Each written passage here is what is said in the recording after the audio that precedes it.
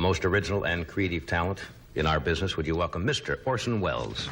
Ladies and gentlemen, Orson Welles again, come to call for another visit. Good evening. This is Orson Welles. Stay tuned. Right after this episode. For our discussion. This is Orson Welles speaking. A motion picture in which I play a part was scheduled for a couple of days running last week in Aiken, South Carolina. But the film was banned. Well, I'm used to being banned. I've been banned by whole governments.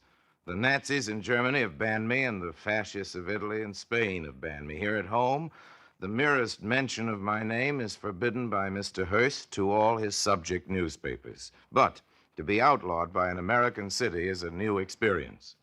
The movie in question is neither controversial nor obscene, but I am in it, and for the taste of Aiken, that makes any movie too offensive to be endured.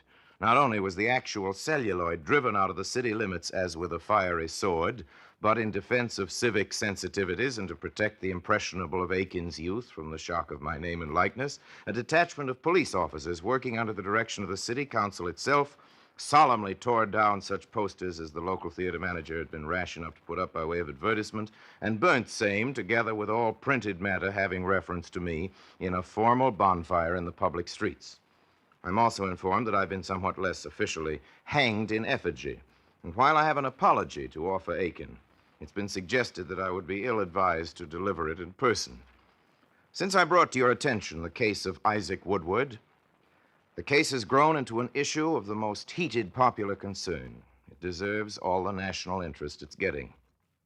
Isaac Woodard is the veteran whose eyes were beaten out of his head by a policeman in the streets of a place in South Carolina that Isaac Woodard thought was Aiken.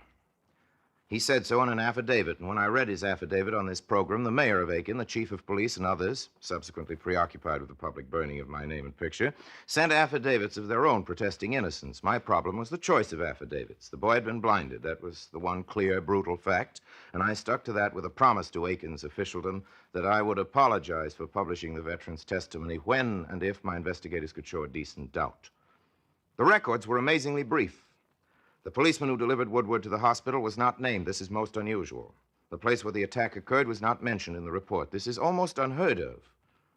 But my investigators, the investigators of the National Association for the Advancement of Colored People and the investigators of the FBI, have together narrowed down the search to the town of Batesburg, some 19 miles from Aiken. And this morning comes word that the search has been narrowed still further. I have before me wires and press releases to the effect that a policeman of Batesburg, a man by the name of Shaw, or Shore, or Shull, it is given three different ways here.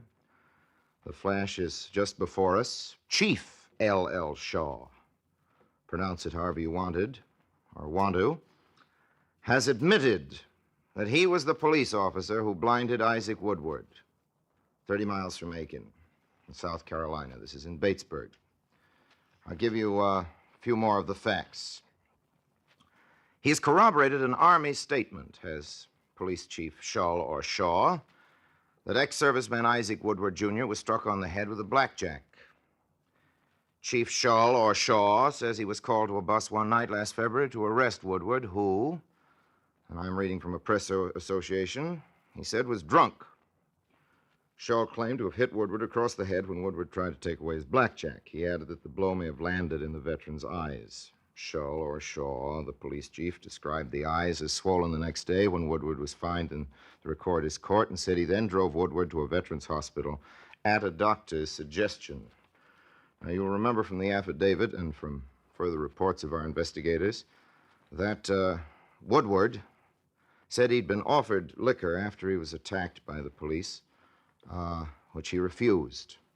And investigators of the National Association for the Advancement of Colored Peoples have discovered 3 other occupants of that bus, all of whom claim in affidavits that Woodard was not drunk, nor was he drinking. Woodard, you remember, appealed for medical aid. And also, according to the UP, Shaw or Shore or Shaw brands these stories as lies. He has volunteered no information for this. He was unearthed by by investigation. Well, the good citizens of Aiken must be surely so glad to hear this that my apology, tendered herewith and as per promise, most abjectly, will come as merely incidental comfort. Batesburg, unlike Aiken, has turned out to be to blame. The search is narrowed down. We're getting close to the truth. We have the admission of a man that he was the officer whom I called X. Well, I would like to remind Officer X, otherwise known as Shull or Shaw, of another promise. Promise I made to the blinded Isaac Woodard. If Chief Shull or Shaw is listening to me now, and it's more than possible that he is, it gives me pleasure to repeat that promise. Officer X, we know your name now.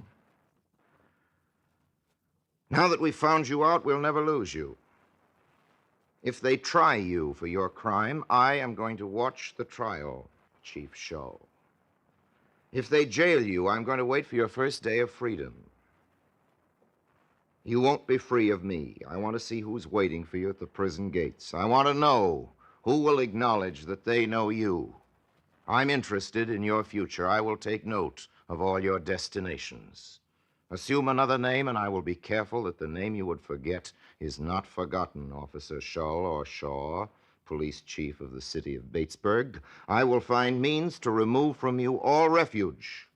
You can't get rid of me. We have an appointment. You and I. And only death can cancel it. Our scene changes now to the sovereign state of Texas. They're holding a little election. They held it. It was so close they're going to have a runoff. It's nothing important. It's just a governorship at stake. It's nothing to be excited about. It's just whether we're going to have a democratic education and freedom in Texas or not. It's nothing to be concerned about. Just a matter of who will control the Democratic delegation from Texas, the next Democratic National Convention. Of course, there's some people in Texas who are excited. Old Jesse Jones and the oil interests are very head up. So are the railroad people. They've poured $500,000 cash onto the barrelhead. They want to elect a man they can trust. The man they can trust is named Buford Jester. He's the railroad commissioner at the present time, so naturally the railroad people are backing him. Old Jesse Jones hates Harry Truman and Henry Wallace, so he doesn't want Jester's opponent, a Truman-Wallace man, to win. On the other side of the fence is an avowed New Dealer, Homer Rainey, Dr. Homer Rainey, who knows wherever he speaks. He was president of the University of Texas till just a little while back when the big money boys ganged up and knocked him out of his job. You remember there was something very close to rioting among the students, but Rainey's out. So now Rainey is running for governor with money still piled up on the opposite side of the fence. Mr. Jester is spending money in great lumps, and herein hangs a tale. One of the mediums Mr. Jester is using is a recently organized public relations and advertising firm named Watson Associates of Dallas, Texas. I have a photostat of the registration certificate of Watson Associates filed with the county clerk in Dallas, Texas on March 14th, 1946 at 3:06 p.m. It shows that the first name listed of those who swore they will conduct the business of Watson Associates is that of a very interesting gentleman named Philip E. Fox of Dallas, Texas. Now, I am particularly interested in Mr. Fox because of the fact that he is now one of candidate Buford Jester's advisors and aides. And if Mr. Jester becomes governor of Texas, he'll give a lot of power to those who helped elect him. So who is Philip E. Fox? Philip E. Fox is an ex-convict. Now, there's nothing necessarily wrong with that. Everyone is entitled to a fair chance. But Mr. Philip E. Fox was convicted of a crime which, for the moment, I'm not permitted to name on this radio program, but I promise to name it next week when I can show the lawyers gathered here my proof for the contention. Philip E. Fox was convicted of this nameless crime on December 22nd, 1923 in Atlanta, Georgia. Even that is forgivable, perhaps, although it isn't usually considered very nice to have ex-cons and convicted, I can't name the crime, working for you in a political campaign. But there's one more X about Philip E. Fox of Dallas, Texas, which interests me even more. Philip E. Fox is the former publicity director of the Ku Klux Klan. Philip E. Fox was editor of the Klan's official publication, The Nighthawk. In fact, the murder for I should never have said that word, for which Fox it is claimed went to jail, involved his shooting an attorney for an opposing faction of the Ku Klux Klan. This is the same Philip E. Fox who was vigorously assisting in the campaign to elect Big Money Buford Jester as governor of the sovereign state of Texas. I thought the voters of Texas might like to know about these things. Well, scene changes again. This time it's Washington. And we find ourselves in the Statler Hotel on the 9th floor. Clean, cool room. A phone is ringing. The man who rented the room has just opened the door when he hears the annoying rumble. He answers something like this. Yes, Morris, this is dash dash. I'm just back from the State Department. Of course, I'd be glad to tell you all about what happened. Sure, come on up. The speaker was one of the 6 American members of the Anglo-American Palestine Commission. He hung up the phone, turned to the newspaper man who'd come upstairs with him and swore bitterly. Those poor, miserable people, he said, having to duck around corners all the time, pleading for information like they live behind barbed wire. Why does the world have to be like this? Why must the fate of millions of people be settled in star chamber proceedings? Why are those striped pants diplomats so determined to reduce the Jews to the status of second-class citizenship? And the newspaper man sat there coldly in the hotel room, a little cynically. He'd heard visitors to Washington talk like this before, but rarely with such bitterness. The citizen turned statesman was mad clean through. He resumed his outburst. You know, there were 10 of us sitting in that room. There wasn't a Jew among us, just the acting Secretary of State, Dean Acheson, Henry Grady, the 2 men just back from London who tried to sell Europe's Jews into the partition ghetto in Palestine, and we 6, the American members of the Anglo-American Commission. It was ghastly the way the State Department tried to rationalize it. They were looking for an out. We 6 men had spent 3 months studying the issue. 6 Englishmen appointed by the British cabinet were also on the commission. We were unanimous in our findings. We agreed perfectly. Even the British went along on every single point. That's how obvious the Palestine situation is. We all went to London together. We heard weeks of testimony here. Then we went to Palestine and heard the Jews tell their story, and we heard the Arabs tell their story, and we were still unanimous. Now the State Department, fawning over the British Foreign Office, is trying to sell us out. Man settles down in his chair, lights a cigarette. Newspaper man takes notes. The voice continues. One of the members of our commission is Billy Phillips. You may have heard of him. He's been a diplomat for years, a State Department man for decades, but he's an honest man. He was an ambassador until recently. He was an ambassador to India and minister to London. When he heard the British Foreign Office proposal, he was violent. When he heard we were thinking of accepting it, you know what he asked? He asked, how long, Mr. Acheson, does the State Department plan to continue as a tail of the British kite? Of course, this is all off the record, concluded the news source. Of course, replied the newspaper man. Of course, says Orson Welles, who got this story from the newspaper man. It's all off the record. Let's let the people sell the people for oil. Let them sell people for alliances and bases in the Middle East, of course. But let's keep it off the record. I wonder if we should. The word from Paris is unhappy. More of that next week. I think I have just time for now to read you a letter. Before I do, I'd just like to make this comment about international organization, though. I do think that we ought to stop giving up hope every day when we read about what's happening in Paris. I think we ought to realize that the best hope for international organization, the way the world is run nowadays, is the separate, selfish need of every nation for world peace. We mustn't expect a shiny, ready-made millennium in our time. Well, here's the letter, dear Mr. Wells. Some women would bake you a cake or knit you a necktie, but here's a poem, and it's from Dorothy Littlewort, who I see lives in Buffalo, and I liked her poem, and I'm going to read it because I just have time for it. It says, for Orson Welles.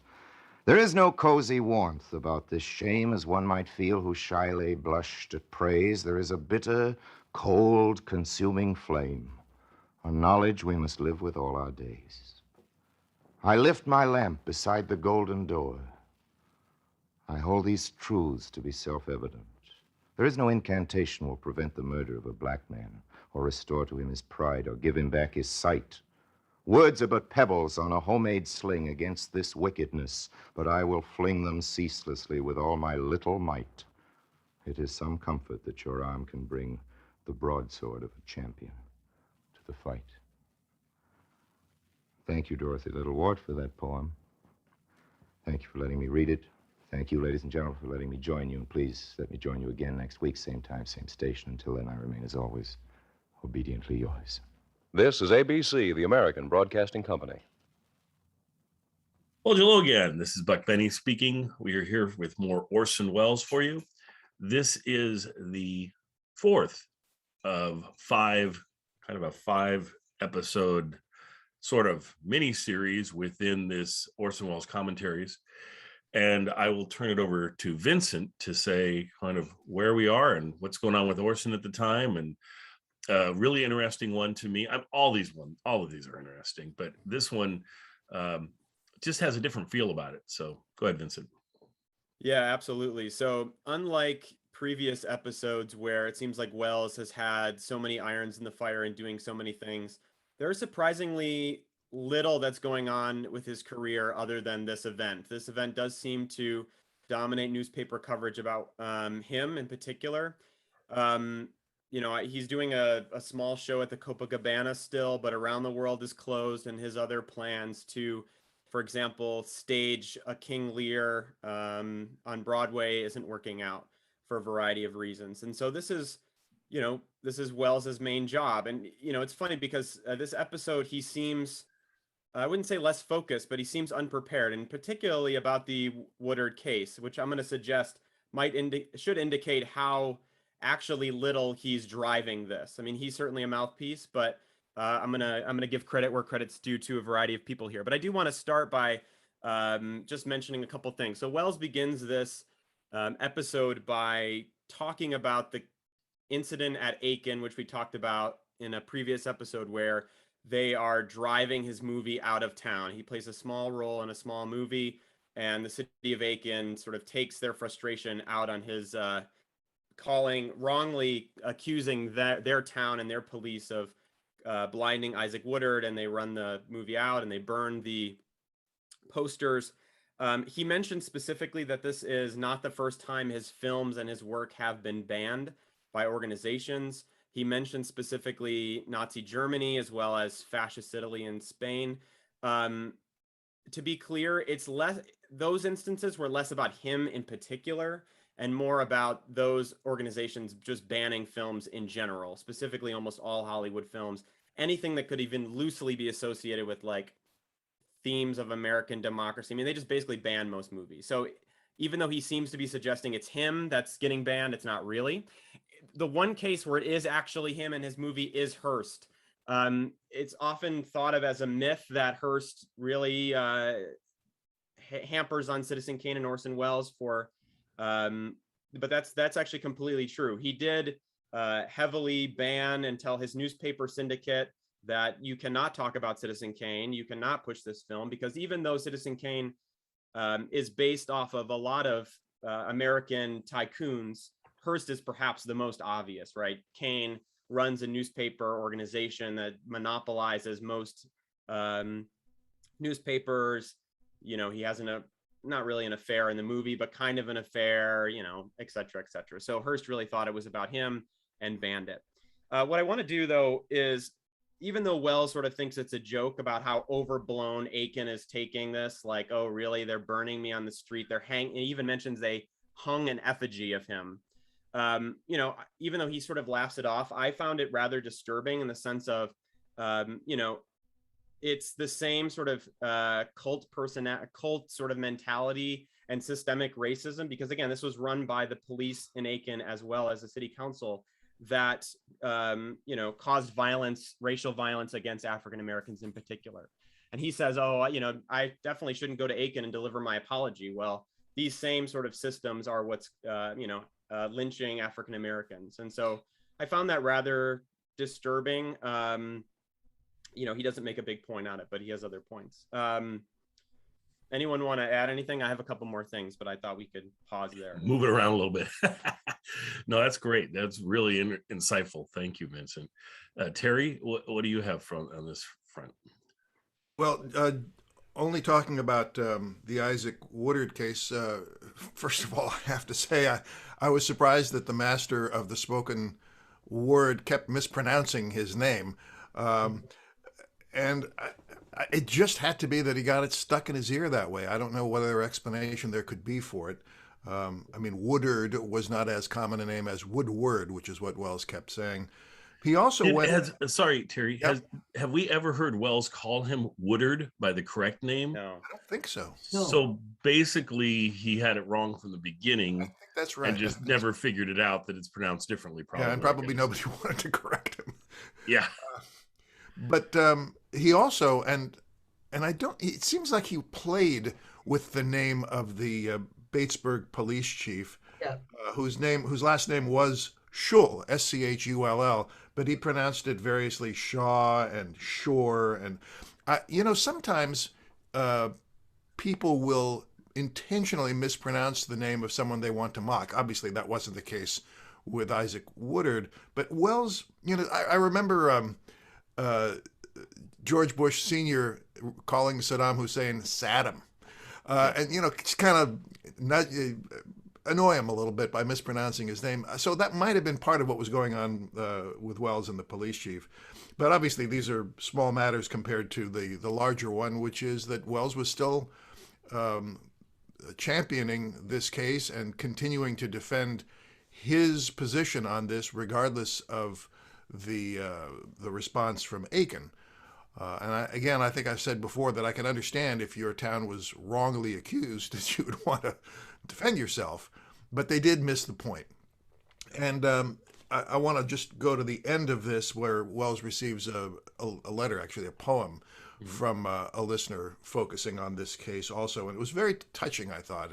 Wells and his team did some fine writing in this series of commentaries. This poem really rose to that level. It was an excellent piece of literature by one of his listeners. I agree. I thought it was really well done, and it he kind of needed it. I mean, because as Vincent was saying, this seems a lot more just like a guy reacting to a lot of things, and then all of a sudden you get to hear his eloquence and his beautiful presentation of the poem, and I think it elevated the whole show somewhat, and I thought that was important. Kathy, what were your thoughts? Well, I wanted to comment and ask a question about sort of Orson trying to own this story, but he does admit that his investigators are actually the NAACP, and I'm kind of curious about why is Orson is doing this on purpose. Is that because he wants to be an ally of the NAACP and bring himself on as another spokesperson? Because he could have presented this as I am working in concert. He could have mentioned the NAACP more. I am working in concert with this, a worthy organization. But Orson is trying to say it's me.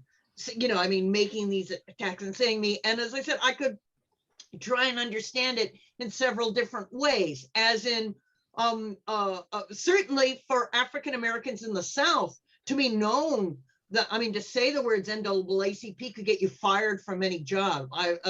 Reading Coming of Age in Mississippi by Ann Moody, and she talks about she has teachers who cannot, African American teachers who cannot say in Mississippi that they have any knowledge of the NAACP. So, I'm just trying to sort of understand rhetorically as well as kind of politically why the group is not being brought into the conversation more. But. Right, and I was thinking the same thing, and I don't know. He makes it so difficult because had he not mentioned them at all, then you could say, oh, well, maybe he, says this.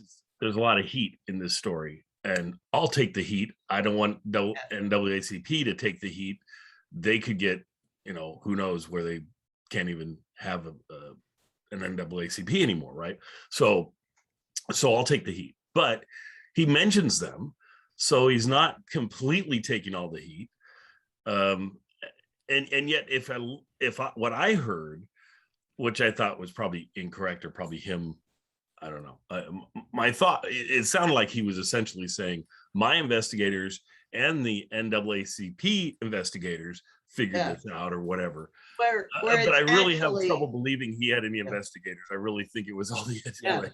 So, Yeah, I think he purposefully makes it unclear whether he has separate investigators or his investigators the whole time were the NAACP and the FBI. I mean, I'm going to take a roundabout way of saying what I think about this situation, but I do think that the woman at the end's poem was fantastic. You know, she makes a point essentially about how we need, even though it's inconsequential to attack racism with words, you got to keep doing it. And she sort of says it's just like little pebbles you put in a slingshot, but I'm just going to keep throwing it. But then she says that, you know, Wells is the one with the sword essentially doing this. And it's unclear whether or not the NAACP told Wells that, hey, we need you to be the mouthpiece for this. We need you to sort of front this on because, like Kathy was alluding to, there's issues. Or it's another example of Wells admittedly taking credit for things that people of color did. I mean, he, of course, is a champion for this movement, but he's certainly fallible of that and has been historically in his career. And so it's unclear exactly what's happening here, but I think the evidence suggests in this commentary particularly about just how decentered he is from all of this. I mean, not only does he get Woodard's name wrong, he maybe is mocking Scholl with the name thing, but I'm not sure. I really don't think he knows for sure Scholl's name. And the reason is because the next episode, he says, oh, it's for sure Scholl. He doesn't sort of try to play a mockery of it. At the same point, you know, he sort of keeps stumbling. He mentioned specifically that he's reading off of wires and newspaper articles. This isn't breaking news. In fact, it's been in the African-American newspapers for a while. And even papers like the New York Times, the Philadelphia Tribune are covering this story days before. And so to me, it's just suggesting that Wells is sort of picking this stuff up all together as quickly as he can and trying to say, okay, I'm going to be the champion of this. And I think it serves a purpose, but we shouldn't forget all the work, particularly of people of color behind this. The same thing is that in many ways, Wells was, you know, he brought this back to major light, but it really didn't get picked up too much by, you know, white newspapers. And in fact, perhaps the biggest celebrity that was pushing this movement was Joe Louis, who was a far bigger celebrity than Orson Welles, both in communities of color and in white households. And, you know, if you read the African-American newspapers, you hear all about his speeches and his campaigns to raise Woodard money. So again, we need to give Wells credit, certainly, for what he's doing. He's taking a stand, but we shouldn't forget that if he has a sword entirely, it was given to him by the NAACP and people of color working below him. There is one other explanation, which is that this was broadcast on the ABC radio network, and his audience was, I would speculate, largely white. And it is possible, particularly if he was trying to have some influence in the South, it's possible that Wells avoided mentioning the NAACP too often because he might have felt that would dilute whatever influence he had with the larger with audience. Southern whites. That's a very good point. That's a very good point. But you're right, Vincent. There's no way to know for sure, and it did seem like he was. It wasn't totally extemporaneous, but it did seem like he was. Some of this was somewhat impromptu. Well, yeah. I wanted to ask: did anybody understand why he suddenly shifted from South Carolina to Texas politics? I guess it was about corruption, but it just seems like Orson, who cares? You know, I mean, so, and yet, as a faculty member at UT, it was a little bizarre, and I haven't been there. I've only been there 8 years, and I don't know the long history of the university that well, but it was kind of odd to hear these names bandied about because Jesse Jones and Governor Jester are enshrined in our campus in big buildings, and Rainey, the president who is being pushed out of the university, is, as I said, symbolized. We've got streets named after him, and the university's largest single dormitory is named after Jester, and my own communication building is named after Jones.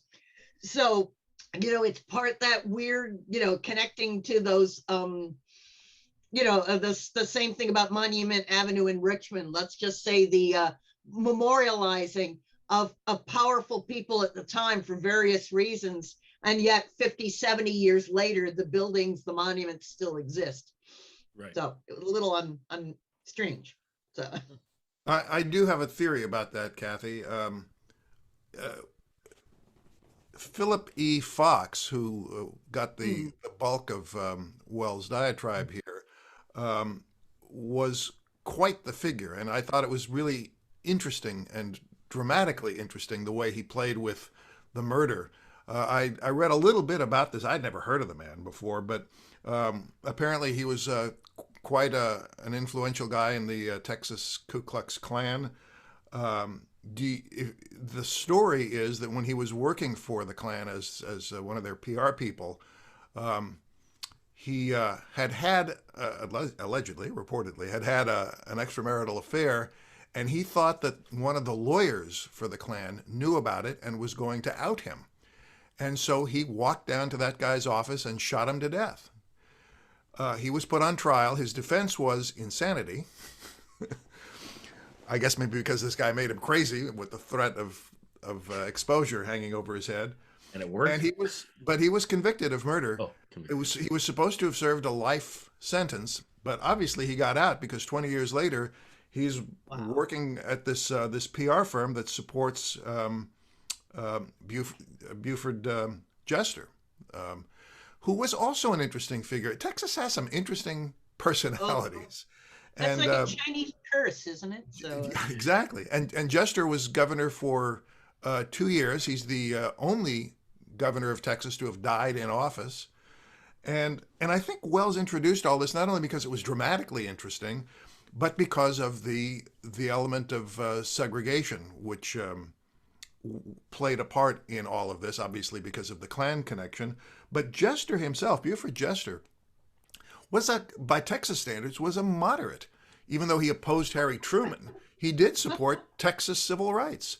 He grew up in segregated schools, but he kind of worked to push the politics in a more progressive direction by Texas standards. So I think whether Wells just found this as fascinating as I did in learning about it, or whether he was deliberately trying to have another angle on the larger issue of racism, I'm not sure. It's also probably the case that Wells wanted to mix things up a little bit and not do the whole 15 minutes on one topic, as much as that might have merited. Well, thank you so much, Terry. That's far more than I knew before. And I can say, thank God there is nothing named Fox on the UT campus, as far as I know, Philip E. Fox. Until I go back and start looking some more. But thank you. I appreciate it. Sure. Well, he did get a Terry, whole news network named after him, but other than that, no relation. I don't think. Anyway, but the part where he wouldn't mention, danced around saying it, the murder, and then he does eventually say it, and then he comes across as saying, "Oh, I shouldn't have said that" or whatever. Was your feeling that he truly wasn't going to mention it, or didn't? No, was he supposed to mention it, and all of a sudden he did, or you think that was just for dramatic purposes? He was playing with us. Yeah. Okay. I mean, the case had been tried, and excuse me, and he was convicted 20 years before, 23 years before. So yeah, so it could definitely be mentioned. So absolutely, I mean, it's a matter of public record, and no. Yeah. Okay, that was interesting. And back to Vincent, I had a question for Vincent that I don't know if the timing of the ending of his presentation of Around the World in 80 Days and this going on roughly the same time, there was no connection between the two, like where somebody said, okay, we were going to go for a few more weeks, but he's done because he's doing this story, or because he's talking about this. Was there any connection that you know of, or was it just happenstance that it was ending at the same time this was beginning? I'll have to look more into it. I have not seen any connection thus far. Immediately after this, the next thing he'll do is he'll try to make the Around the World movie in the UK, which doesn't really go anywhere because he has the contract with Alexander Korda, who produced Around the World. So maybe him leaving the show is him going to the UK for a small period of time. But the next thing he does is The Lady from Shanghai, which, he shoots in Los Angeles and a little bit on a boat, on Errol Flynn's boat in particular. But yeah, I'm not 100% sure. I'm looking for it in the press, but I haven't seen it, and there's not much in the archive. This would be kind of the dullest end of the Broadway season. Sort of, I mean, because I think new shows like start in the fall the same way new radio shows or things like that. So Right. on the one hand, right. it's great if you can make any money, so, but then I guess there comes a time at which if you can't even pay the salaries, at some point you just have to close down a production and let the theater go dark. But yeah, they were burning for, essentially 2 months, almost 2 months. And, I give Wells credit. I mean, as much as he was using the radio as his microphone to try to save this show and build up this show, he's not a public crybaby about about it burning. He seemed so angry at critics and so angry at people not to come see his show at the, we sort of forget that. We're like way past that now. But you could almost imagine him like coming on the radio and be like, "Oh, by the way, my show failed, everybody. No one came to save me." But I was sort of waiting for that actually, but it never happened. So good on him for sort of moving on. Yeah. He obviously has more important fish to fry here. So can I also just mention, wherever you stick this or delete it, Daryl, but while searching for other things in the entertainment press, I found one article from 1940s, late 46, early 47, in either Broadcasting or Variety, that mentions almost all the politically liberal commentators are losing their programs, going off the air because sponsors are too skittish to sponsor the shows. Conservative critics at this, so this is, the great revulsion against Rooseveltian liberalness and the tremendous sort of conservative swing of American political culture in the time period. But I thought it was interesting to sort of learn, they didn't mention necessarily Orson's show by name because he was already off the air, but the article was saying that anybody else liberal was sort of losing their shows. The other thing I found was that the year before, I found one of these big books charting sort of rating average, Nielsen or audience ratings, averaged over a year. And in 1945, on a Sunday afternoon, Orson was getting a 4.7 in ratings, which, for that time of day, I mean, That's of pretty a Sunday good, right? afternoon, was fairly good. So I was pleased. They did not list him for 46 because the show does shut down Right. in September. But as I've been trying to do some research to try and understand who was listening, how many people were listening, what kind of a soapbox he had here.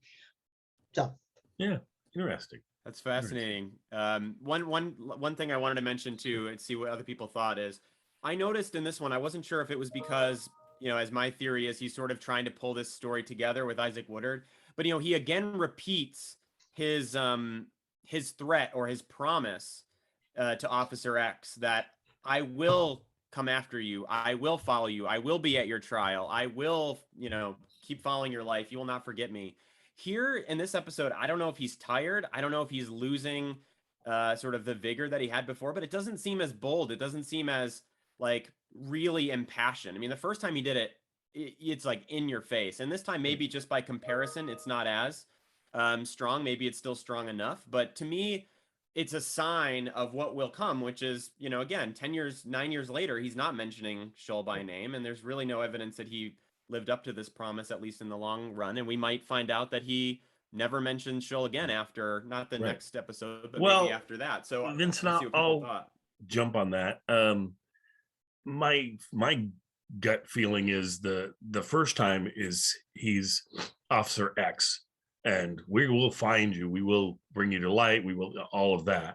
Well, now he's not Officer X anymore. Now he actually is a person, and they found him. And so he mentions, we succeeded in that. We found who he is, right?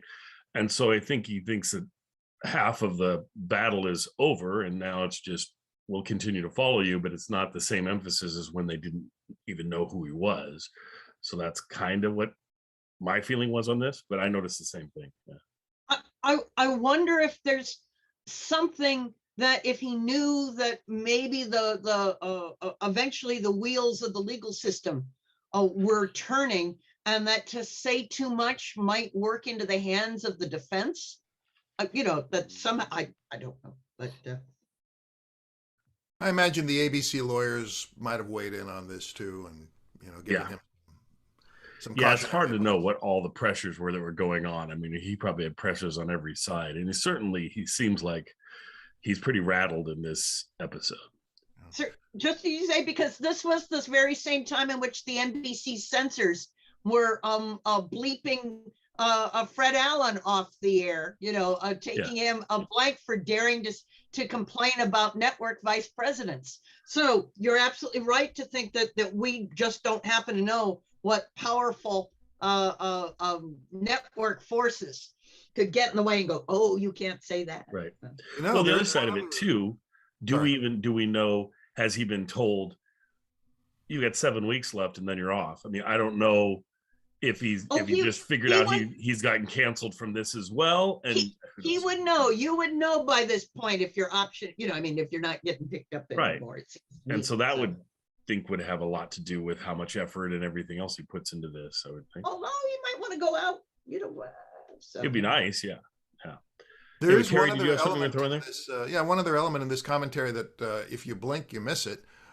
Near the end, he talks about the Anglo-American Palestine Commission. This is roughly 2 years before the State of Israel is created, and obviously there are a lot of negotiations going on before this. But Kathy, you mentioned earlier that he sort of made this left turn from the Isaac Woodard case to speaking of Texas politics. But this one, to me, came out of absolutely nowhere, and maybe it was something that he'd been wanting to talk about and had, I think, in previous commentaries alluded to. But he certainly didn't talk about it for very long. Right. And I don't know, I guess he just ran out of time. Yeah, I guess so. And speaking of running out of time, we we should probably cut it there. I love having these 30-minute intros to a 14-minute show, but it's all right. They're worth no, it. Actually, I have not received ever a single complaint about us going too long or anything like that, which is always good. And folks, well, I have, but it's mostly from my family. Yes. No, but we have received comments that our introductions, some folks listen to those and then they don't even listen to Orson. But please listen to Orson as well, because that's what we're here for. So anyway, we'll turn it over to Orson and he'll take us from here, and then we'll be back for the fifth and supposedly final time that he talks about our friend Isaac Woodard, and we shall see how that one goes. I think he's going to talk about it even more in future weeks, but we shall see, right? None of us know because we haven't listened to the commentaries, but luckily we have all of these commentaries. And speaking of that, I just want to mention one thing about the commentaries. From my kind of figuring, I think we have every single commentary. I don't think we're missing any. We were missing one, and then we found that one and we did an intro to it a few weeks ago. So I'm so delighted. Like I said, if we would have done this 2 years ago, we would have had 10 presentations and that would be it. And now we have 60 of them or something, or 55, or who knows, a lot. Anyway, it's been great. And we'll continue to bring them to you and close out. The rest of the commentaries are about 7 weeks left, and then they'll be done. So 7 or 8, something like that. Anyway, thanks everybody, and we'll see you guys next time.